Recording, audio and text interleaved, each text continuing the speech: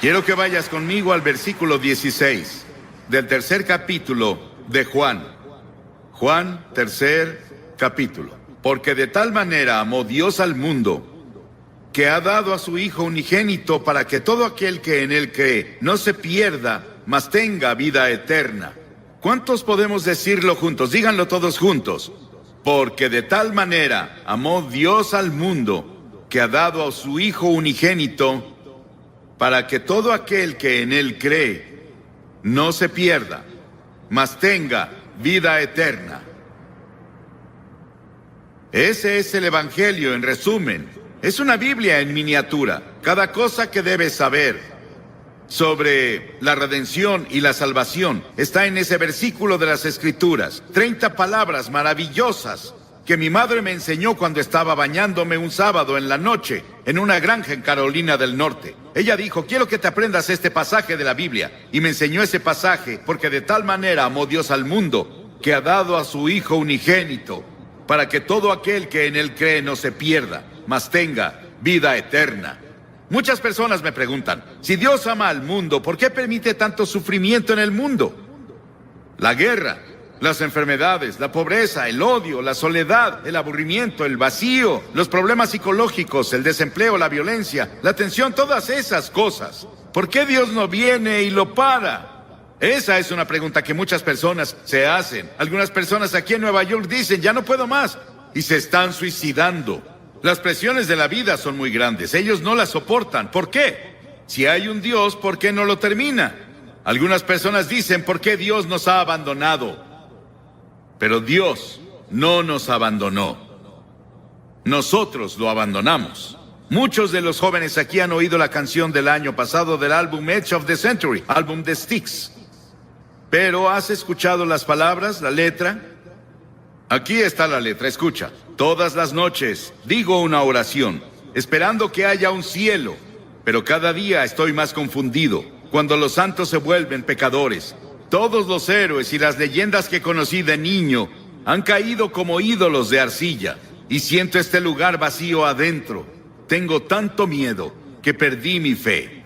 Muéstrame el camino, muéstrame el camino. Llévame esta noche a la montaña, y llévate mi confusión, y muéstrame el camino. Y si veo una luz, ¿debo creer? Dime cómo lo sabré.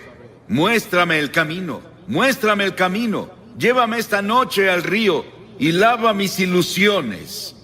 Muéstrame el camino, muéstrame el camino. Dame la fuerza y el valor de creer que llegaré ahí un día, y por favor muéstrame el camino. Y cada noche digo una oración esperando que haya un cielo.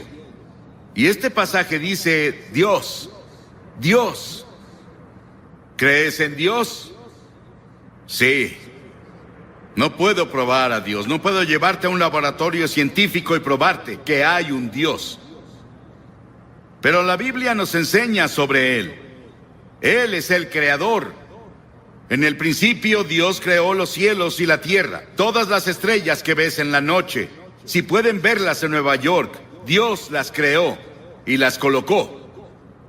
Él también es espíritu. La Biblia dice: Dios es espíritu, y quienes lo adoran deben hacerlo en espíritu y en verdad. Él no tiene un cuerpo como tú y yo. Él solo podría estar en un lugar a la vez si tuviera un cuerpo como estos. Pero Dios es espíritu y está en todos lados al mismo tiempo. Puede estar en Rusia, puede estar en China, puede estar en América, puede estar en África, puede estar en Latinoamérica, puede estar en todos lados al mismo tiempo. Dios también no cambia. Yo soy el Señor Dios que no cambia, dice la Biblia, en el cual no hay mudanza ni sombra de variación, dice Santiago.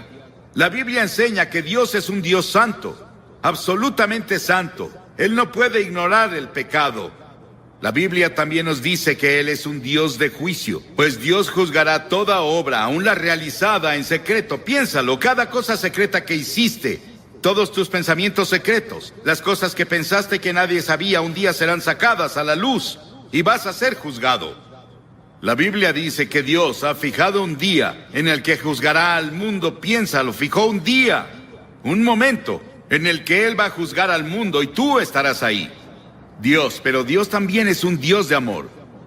Mi madre me amaba, Pero ella no me amaba, ni cercano a lo mucho que Dios me ama, y eso parece imposible de creer. Mi esposa me ama. Yo la amo. Tengo 5 hijos, los amo. Tengo 19 nietos, los amo. Y espero que ellos me amen. Tengo 3 bisnietos, creo que me aman, y los amo, y sé que todos aman al Señor. Pero nada puede compararse con el amor de Dios. Tuvieron que inventar una nueva palabra en griego para decirnos algo sobre el amor de Dios. Dios es un Dios de amor, Él te ama. Y si hay una cosa que quiero que te lleves de este gran parque cuando te vayas hoy es esto: Dios te ama. Dios te ama. Dios te ama. Y Dios está interesado en ti. Y Él tiene contados tus cabellos. Él ve al pajarillo caer. Sabe todo de ti y te ama. No importa cuántos pecados hayas cometido o lo que hayas hecho. Podrías haber llegado tan bajo como Nicky Cruz lo describió, su vida hace rato, pero Dios te ama. Y si Dios pudo cambiar a Nicky Cruz y cambió a Johnny Cash, Dios te cambiará. Si se lo permites. Y Él puede hacerlo hoy. Comienza ahora. Sí, Dios es un Dios de juicio. Él traerá juicio a cada obra, y Él estableció un día en el que Él traerá el juicio al mundo. Pero Dios también es un Dios de amor. Nada se compara al amor de Dios. La Biblia dice, Dios es amor. Sí, los he amado con amor eterno, dice Jeremías. Y por esa razón Dios creó al hombre. ¿Te has preguntado por qué estás aquí? ¿Por qué Dios creó los humanos? ¿Y cuál es el propósito de los humanos?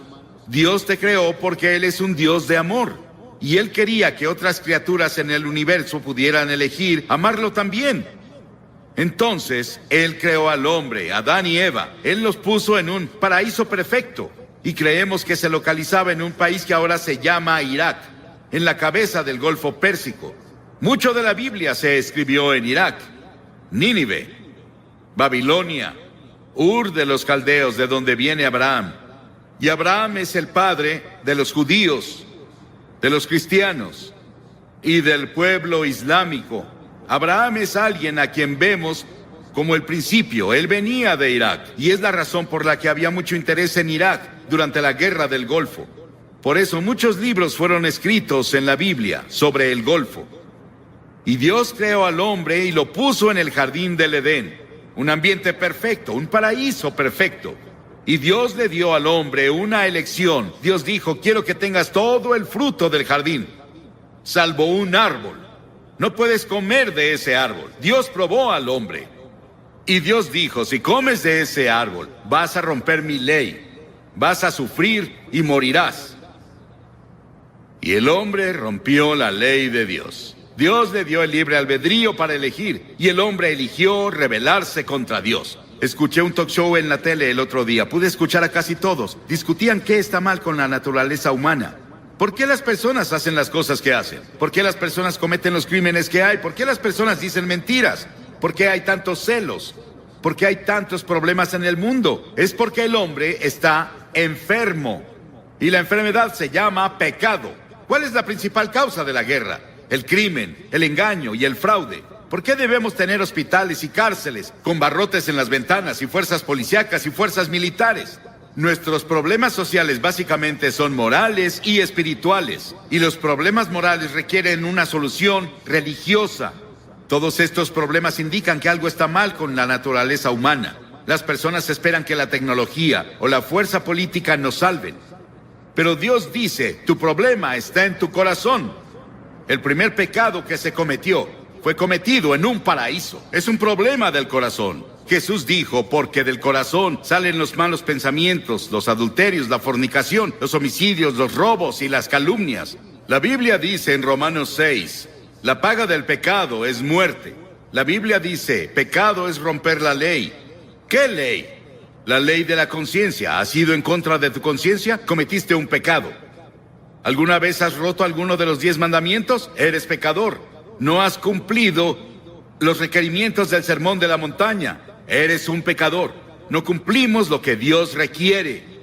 Somos pecadores ante Dios. Y el pecado se interpone entre Dios y tú. Se interpone entre tú y la paz. Entre tú y la felicidad. Entre el gozo y tú. Entre tú y la seguridad de que si mueres irás al cielo. Salomón, el gran rey de Israel, una vez dijo: no hay un hombre sin pecado. Estamos alejados de Dios, recordemos eso. Estamos separados de Dios. A pesar de eso, Él aún nos ama. Sí, hay un infierno. Hay un infierno en esta vida, pero también hay un infierno en la vida venidera, si estamos separados de Dios. La Biblia enseña que la muerte tiene 3 dimensiones. Hay una muerte natural, cuando mueres. Vas a ser sepultado o vas a ser cremado, como sea que lo hagan. Desaparecemos de esta tierra, pero hay una muerte espiritual. Dentro de ti viven tu alma o tu espíritu. Esa es la parte de ti que vive para siempre. Es la parte con la que tienes comunión con Dios. Y has quebrado la ley de Dios y como resultado estás espiritualmente muerto. Estás muerto para Dios. Y esa muerte continuará a lo largo de toda la eternidad después de que mueras. Y no vas a estar ahí con miles de personas divirtiéndote como muchas personas describen el infierno. Vas a estar solo. Vas a estar en una terrible soledad ahí. Y eso es el infierno. Y podemos tener infierno en esta vida, el infierno en la vida venidera. Y eso se llama muerte eterna. Las palabras que Cristo usa en el Nuevo Testamento para describir el castigo al pecado son pérdida, perecer, condenar, castigo, infierno. Dios vio toda esta confusión y nos vio tropezando en la oscuridad. No sabíamos qué hacer con nuestro ser. Estábamos aburridos por un lado, o muriendo físicamente por el otro. Dios decidió hacer algo al respecto con su amor. Dios no podía olvidarnos, o no cumpliría su palabra, no sería Dios. Dijo que si pecabas, morirías. Que si pecabas, sufrirías. Debemos sufrir y morir para que Dios cumpla su palabra. Un día caminaba con uno de mis hijos en un sendero de Carolina del Norte. Pisamos un hormiguero y vimos abajo y había hormigas muriendo y sufriendo y su casa estaba destruida. Mi hijo me dijo: papá, ¿no sería genial que las ayudáramos a reconstruir su casa y las lleváramos a sus hospitales? Y dije: sí, pero somos muy grandes y ellas chiquitas. Y pensé que era una buena ilustración. Dios miró desde el cielo y nos vio con toda nuestra oscuridad, con nuestros tropiezos y nuestros problemas y peleas y disputas y dificultades y guerras. Pero Dios era muy grande. Somos muy pequeños. Parecemos hormigas arrastrándose en este planeta. ¿Qué podía hacer Dios? Dios decidió hacer algo al respecto. Dios se volvió hombre. Dios se volvió hombre. Y ese hombre es el Señor Jesucristo. Él nació de la Virgen María y vino con un propósito. Él vino a salvarte y a salvarme y a salvar al mundo.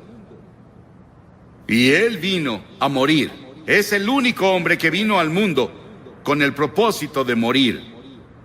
Llevó nuestros pecados a la cruz. Lo llevaron fuera de Jerusalén y lo clavaron ahí los romanos, no los judíos, los romanos. Lo llevaron fuera de los muros de Jerusalén y lo clavaron en una cruz. Y Él derramó su sangre. Y en ese terrible momento, cuando estaba ahí, dijo: Dios mío, ¿por qué me has abandonado? Y en ese terrible momento hizo 7 agonizantes expresiones.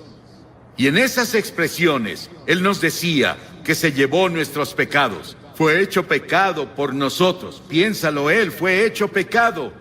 Se volvió culpable de tu adulterio. Se volvió culpable de todos los pecados sexuales que cometiste. Se volvió culpable de toda la envidia y los celos y las peleas y los asesinatos y homicidios que lees en los periódicos casi a diario. Él lo hizo, pecado por nosotros. El Señor puso sobre Él la iniquidad de todos nosotros. Piénsalo. Él tomó nuestros pecados. ¿Y qué debemos hacer? Debemos arrepentirnos del pecado. A lo largo de todo el Antiguo Testamento, los profetas decían: arrepiéntete. El primer sermón que Jesús predicó fue: arrepiéntete. En todo el Nuevo Testamento escribió: arrepiéntete, arrepiéntete, arrepiéntete, arrepiéntete. ¿Qué significa arrepentirse? Significa que confiesas a Dios: he pecado contra ti, Señor. Lo admito. Significa que te vuelves de tus pecados. Estás dispuesto a dejar que Dios haga su voluntad en tu vida y estás listo para seguirlo y servirlo desde ahora. Eso es arrepentimiento. Hace unos días, en nuestro pan diario llamado Llévame a la Cruz, Cliff Barrows me dio esta maravillosa historia. Un policía, un oficial, estaba patrullando una noche en un pueblo del norte de Gran Bretaña, cuando escuchó un sollozo entrecortado. Vio a un niño en la sombra sentado en una puerta y las lágrimas corrían por sus mejillas. El niño dijo: estoy perdido. Por favor, lléveme a casa. El policía comenzó a nombrarle calle tras calle, intentando ayudar al niño a recordar dónde vivía. Él nombró tiendas y hoteles en el área, pero no tuvo éxito. Luego recordó que en el centro de la ciudad había una iglesia con una gran cruz blanca que sobresalía por arriba de la ciudad. Él la apuntó y dijo: ¿vive cerca de eso? La cara del niño de inmediato se iluminó. Sí, señor, lléveme a la cruz. Encontraré mi casa desde ahí. Y si vienes a la cruz hoy, hay un camino. Si vienes por el camino de la cruz, si estás perdido, el único camino a casa es ir a la cruz. La cruz de Cristo dirige a los perdidos a su hogar eterno.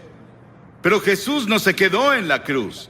Él resucitó de los muertos. Dios resucitó de los muertos. No voy a hablarte sobre un Jesús muerto. Voy a hablarte sobre un Jesús vivo. Y ese Cristo vivo puede venir a tu corazón hoy por el Espíritu Santo y hacerte una nueva persona. Darte una nueva visión de la vida. Quitarte esa soledad. Quitarte esos pecados que has cometido y limpiarlos, para que cuando Dios te vea, no vea tus pecados. Estás justificado a sus ojos, como si nunca hubieras pecado. Y luego la Biblia enseña que Jesucristo vendrá de nuevo un día. Estuve en Jerusalén y estuve hablando un día con el rabí en jefe. Y le pregunté: Señor, ¿cree que el Mesías va a volver? Y él dijo: sí, claro. Y dije: yo también. Pero creo que cuando venga, usted verá que es Jesucristo. Él se rió por un momento con su taza de café y dijo... No se rió, me sonrió. Y dijo: claro, esa es nuestra diferencia. Ambos esperamos al Mesías, pero nosotros creemos que será Jesucristo. Verán al Hijo del Hombre venir sobre las nubes del cielo con gloria, con gran poder y gran gloria. Va a volver y establecerá su reino. Sí. El comunismo no ganó. Ningún ismo va a ganar. Solo Cristo va a ganar. Y un día va a gobernar al mundo.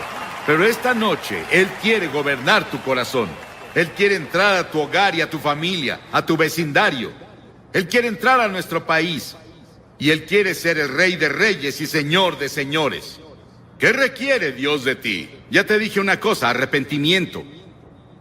Durante la semana pasada celebramos los días más santos del año judío. Yom Kippur, que se celebra el miércoles, es intensamente personal. Los festivales judíos hacen 3 preguntas.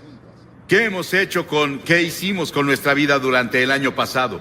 ¿Dónde estás ahora en tu vida? ¿Qué planeas hacer con tu vida el año que viene? Y una de las razones por las que Yom Kippur ejerce una fascinación sobre los judíos es porque el tema de la festividad es tan personal y contemporáneo. No hay una sola persona entre su pueblo que diga: mi vida está completa y espiritualmente plena. Todos fallamos. Y tenemos que decir con los demás: también soy pecador. Estoy separado de Dios. Estoy perdido. Necesito encontrar el camino a casa. No es una opción. Es un mandamiento. En Hechos 17, el apóstol en su sermón dijo: Dios manda a todos los hombres de todas partes que se arrepientan. Piénsalo, Dios lo manda. Es un mandamiento que te arrepientas. ¿Te has arrepentido? ¿Estás seguro? Si no te has arrepentido de tus pecados, nunca verás el interior del reino de los cielos. Entonces ven por fe. Por gracia han sido salvados, por fe y no por obras, para que nadie se jacte. Nunca podrás ganarte entrar al cielo. Debes ir por fe en Cristo. Y vienes por la gracia de Dios. La gracia significa algo que no mereces. No puedes ganártelo. Vienes por fe a Él. Así fue conmigo. con la fe de un niño. Dirás, Billy, esas cosas son tan simples. Jesús habló con tal simplicidad sobre las cosas espirituales que los niños lo oyeron con gusto. Debemos hacerlo simple. Es una verdad profunda, pero debe ser proclamada con simplicidad. Y todos los que hoy están dispuestos a decir, me arrepentiré de mis pecados, recibo a Cristo como Salvador, y quiero seguirlo y servirlo, o quiero rededicarme a Él. Tal vez quieras renovar tus votos que tomaste en la confirmación o el bautismo o cuando fuera. Y quieres decir, Señor, quiero volver a ti. Me alejé de ti y me confundí y perdí. Quiero que Cristo sea lo primero en mi vida. Quiero que perdone mis pecados. Quiero ir a la cruz y quiero seguirlo de ahora en adelante. Levanta la mano. Sí, hay muchas personas con la mano levantada. Y también muchas personas de pie. No puedo pedirte que te pares porque no sobresaldrías. Y hay 4 cosas que de ahora en adelante son muy importantes. Primero, lee la Biblia todos los días. La Biblia es comida para tu alma. En segunda, ora. Tal vez no orarás como un clérigo, pero puedes decir, Señor, ayúdame, necesito ayuda. Él vendrá a ayudarte, Él responderá a tu oración. Ora en el nombre de Cristo. Di, Señor Jesús, te necesito. Y luego la tercera cosa, sé testigo de Cristo. Dile a las personas cuando te vayas esta noche, o coméntales mañana, en la reunión en Great Lawn, hice un compromiso con Cristo y voy a cumplirlo con la ayuda de Dios. Eso te ayudará a ganar a otras personas para Cristo. Y luego,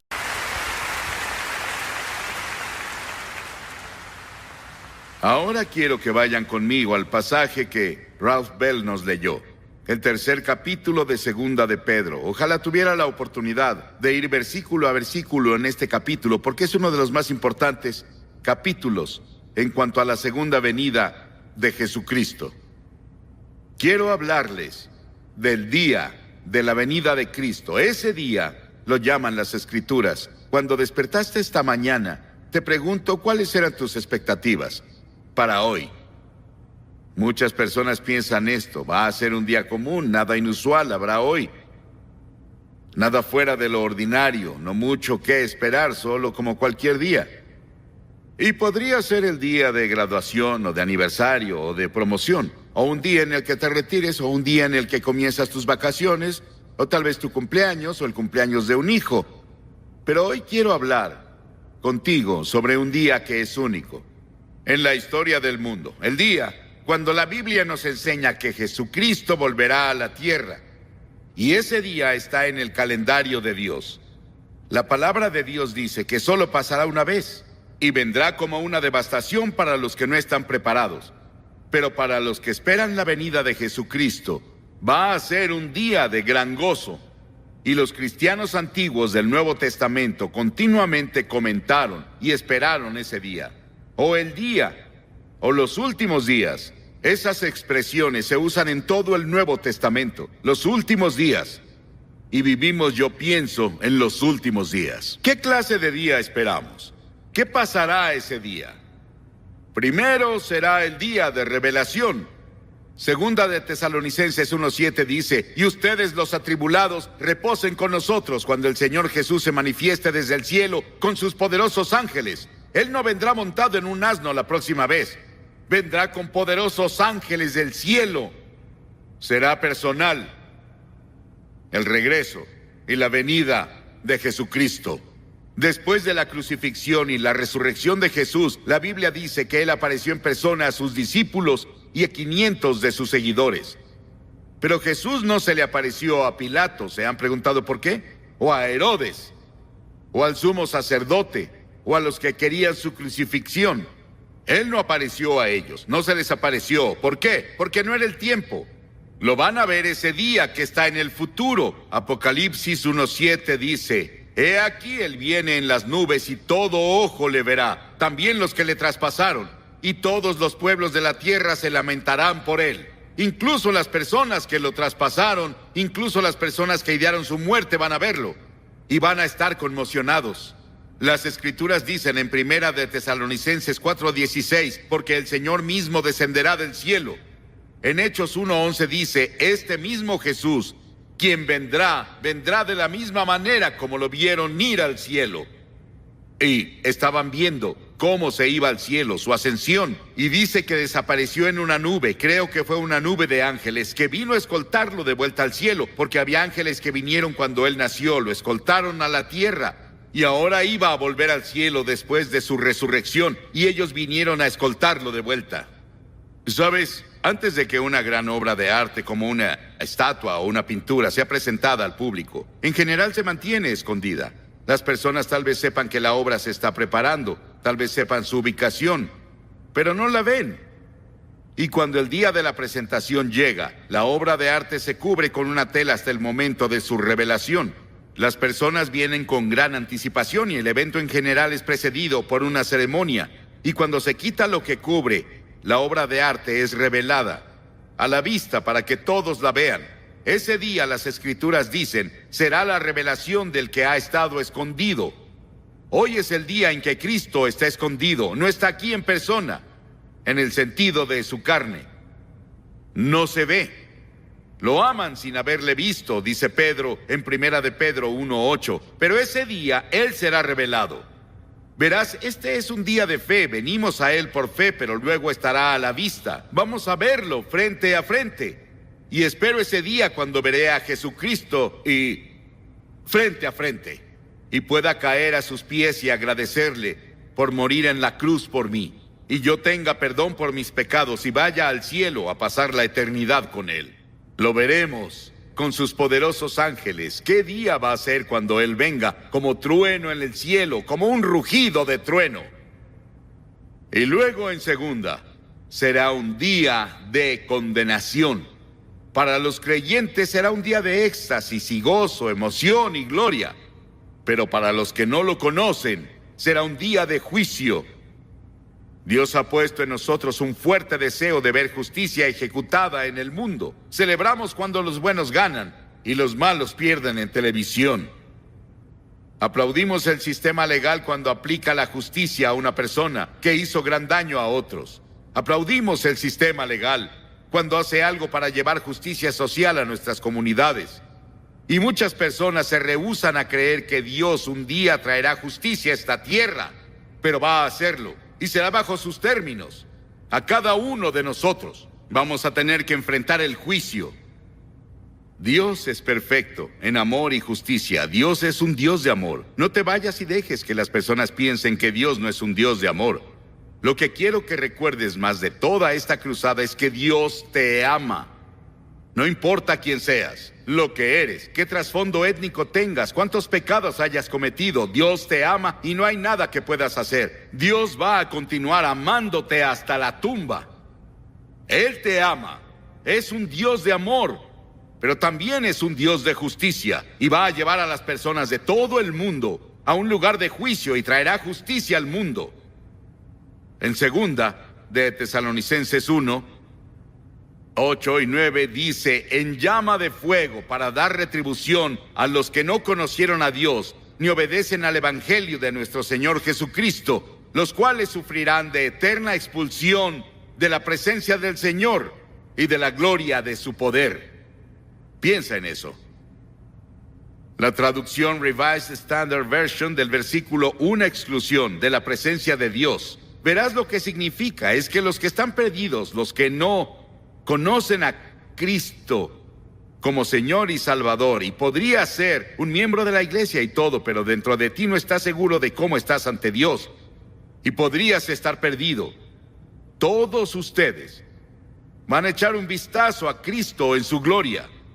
Van a ver toda la gloria y toda la emoción y el gozo del cielo por un momento.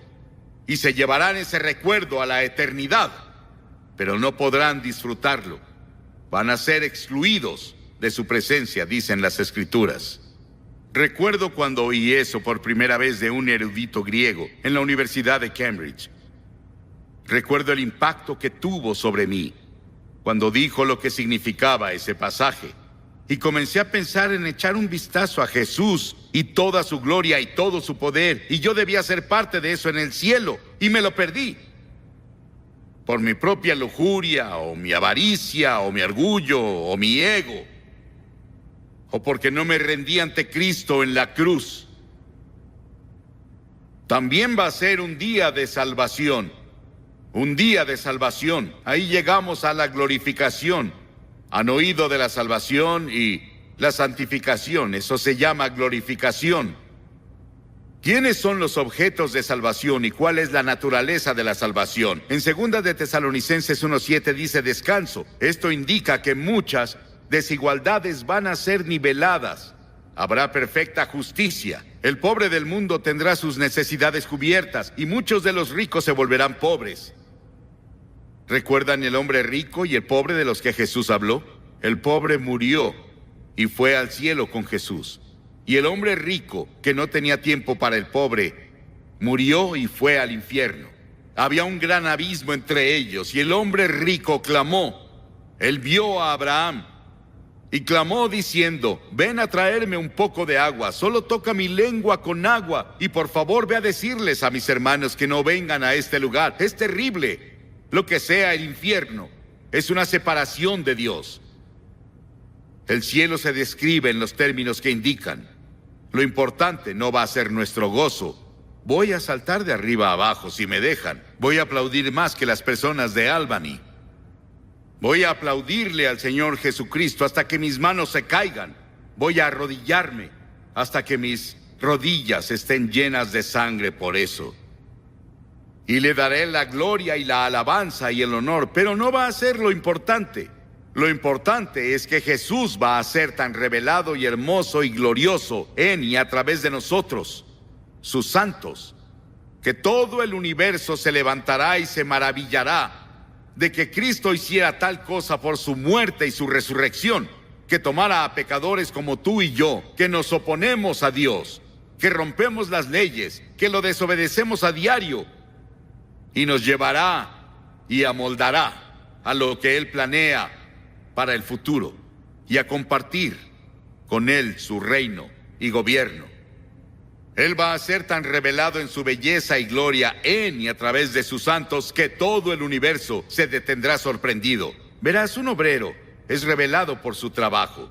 Sir Christopher Wren fue el diseñador de la Catedral de San Pablo en Londres. Y recuerdo cuando fuimos a Londres el año después de la guerra. Cliff Barrows y su esposa Billy y mi esposa y yo fuimos a Inglaterra y predicamos allá por 6 meses, y toda la ciudad estaba casi en ruinas, pero veías la Catedral de San Pablo de pie con toda su gloria. Había sufrido un poco de daño, pero no mucho. Sir Christopher Wren la diseñó. Dentro de la catedral hay una placa en su memoria. Y dice: si buscas el monumento de Sir Christopher Wren, aquí lo ves. Este es su monumento. El monumento del Señor Jesucristo, su obra en la tierra, en la cruz y su resurrección, seremos tú y yo. Todos los que conocen a Cristo, el cuerpo de Cristo, somos su obra maestra. Cuando el universo mire a su iglesia glorificada, se maravillará de su belleza. No pensarán en ti y en mí, van a pensar en Él. Todos nuestros pensamientos se centrarán en Él. El universo estará impresionado, no por nosotros, sino por Él, que logró esto. Cristo será el centro del cielo. Y en el infierno, a donde sea que veas, nunca lo verás.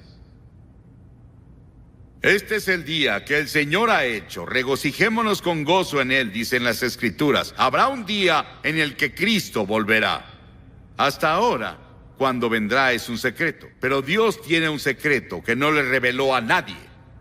A nadie, y ni siquiera especulamos. Y ese es el día y la hora de su regreso. No lo sabemos.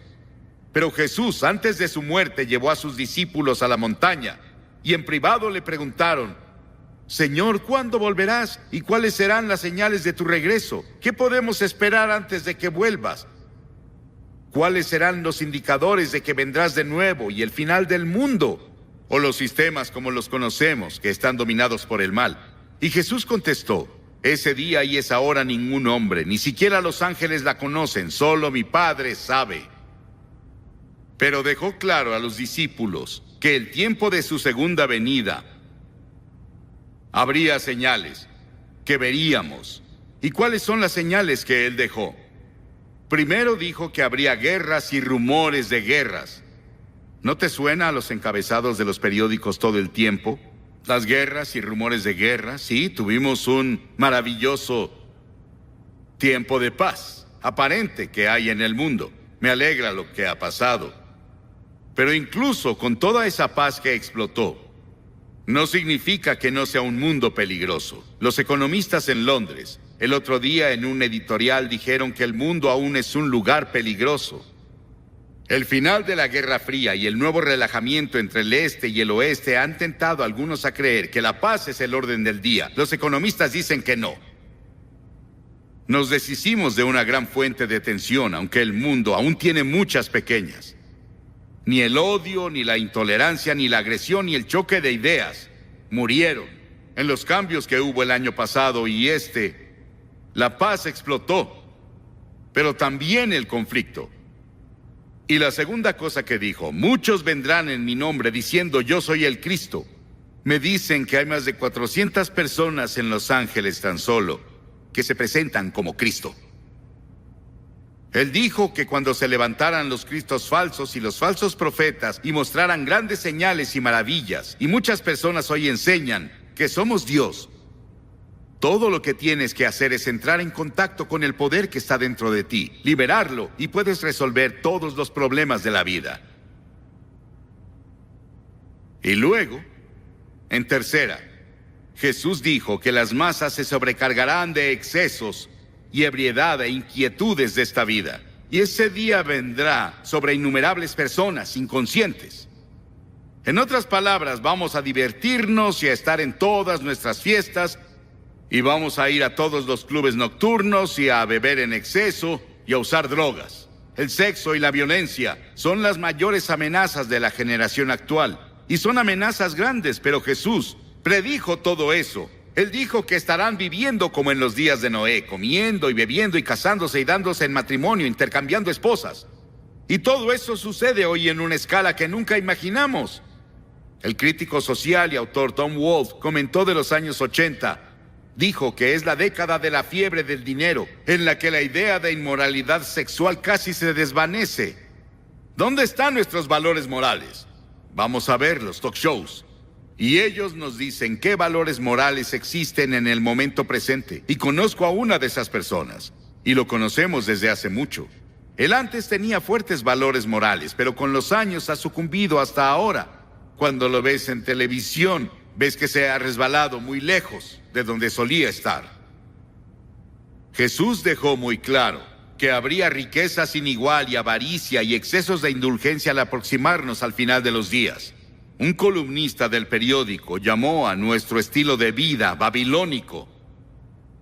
Y luego, cuarto, Jesús dijo que habría hambrunas en muchos lugares y pestilencias, no universales, pero en diferentes lugares, dijo. Mucha de la hambruna en el mundo hoy es por el hombre, el resultado de luchas políticas y guerras civiles. Vean la hambruna en Monrovia y Liberia hoy. 500,000 personas amontonadas en ese lugar. No hay agua.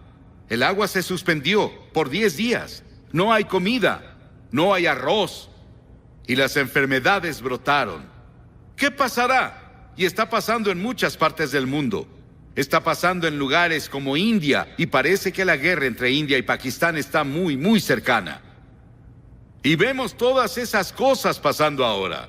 Y son las cosas que Jesús predijo que pasarían justo antes de que Él viniera. Nuestro país gasta miles de millones de dólares al año en programas de reducción, cuando el resto del mundo intenta tener algo de comida. Y luego dijo, la iniquidad abundará. Y él hablaba de perversiones sexuales. ¿Sí? No voy a ir a eso esta noche, porque no tenemos tiempo. Pero los crímenes diarios nos asustan. Las jóvenes que son atacadas hoy y violadas Son 40% más que hace un año. Algo está pasando. Parece que un espíritu malo y terrible se ha soltado, y así es el diablo. Alguien me preguntó, ¿qué anda mal con el mundo? Y dije, el pecado anda mal con el mundo y el diablo aviva la llama. Aviva el fuego, eso pasa. Y nos inquirimos, los valores morales desaparecieron completamente, muchos.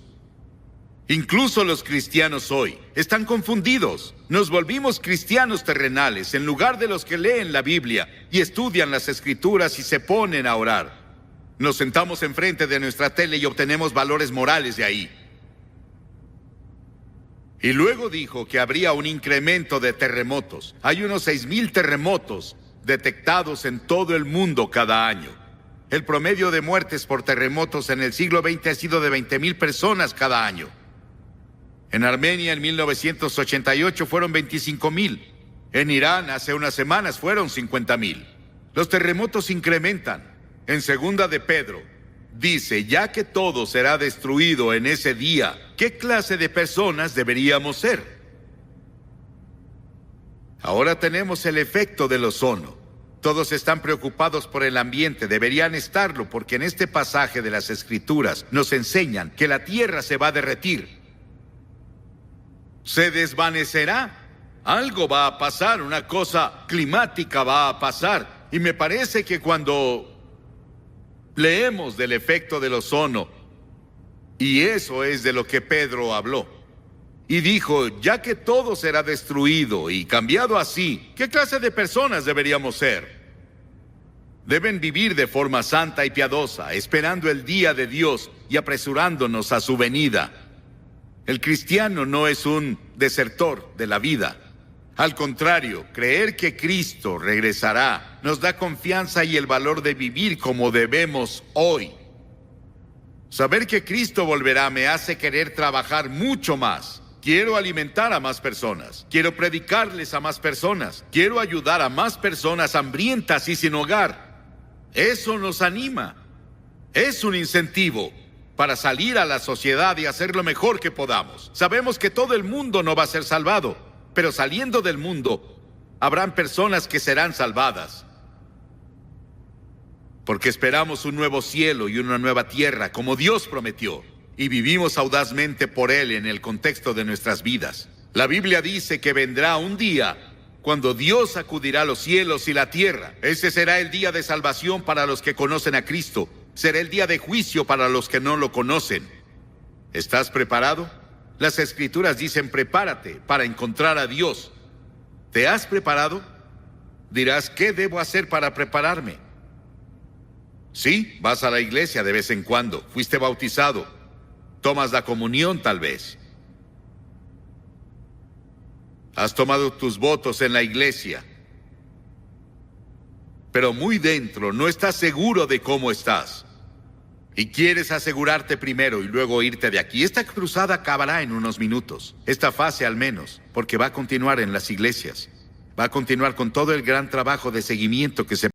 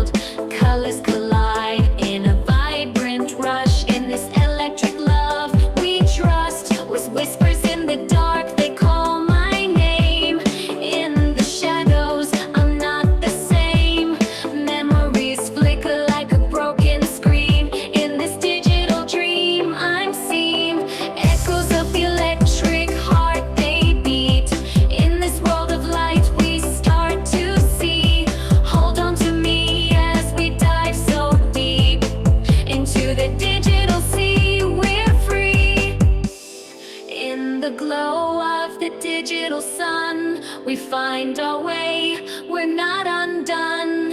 In the echoes of the electric heart, we start again from the very start. Echoes of the electric heart.